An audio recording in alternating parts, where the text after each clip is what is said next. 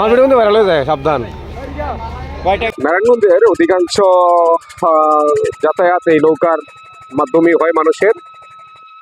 এই যে আমার বন্ধু বিজয়, বিজয়কে নিয়ে আজকে বিজয়ের হাসি দিয়ে আমরা বন্দর ঘাট পার হচ্ছি।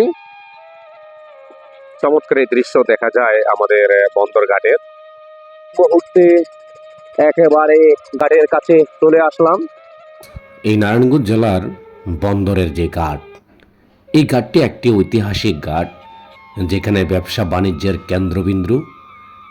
এই যাত্রায় আমি আপনাদেরকে দেখাচ্ছি বন্দরের এক পার থেকে অপর পাশে মানুষ কিভাবে যাতায়াত করে।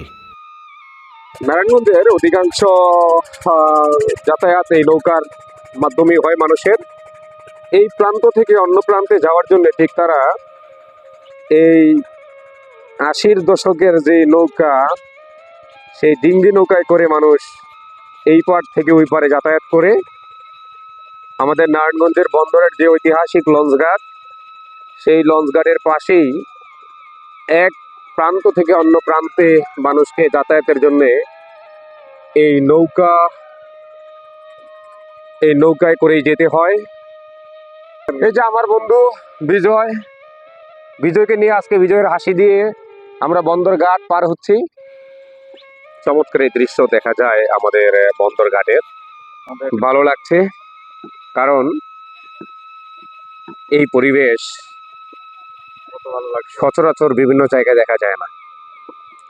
যদি এই বুড়িগঙ্গা শীতলক্ষার পানিগুলো পরিষ্কার থাকতো, এই ঢাকা শহর কতই না জীবন্ত এবং প্রাণবন্ত থাকতো।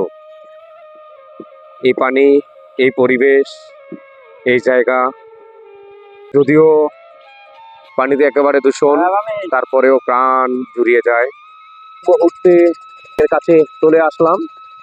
দেখুন কি নোংরা করে রাখছে শীতলক্ষার পানি। এবং এই নৌকা দিয়ে আমরা এসেছি। এই যে বন্ধু বিজয় সামনের দিকে যাচ্ছে।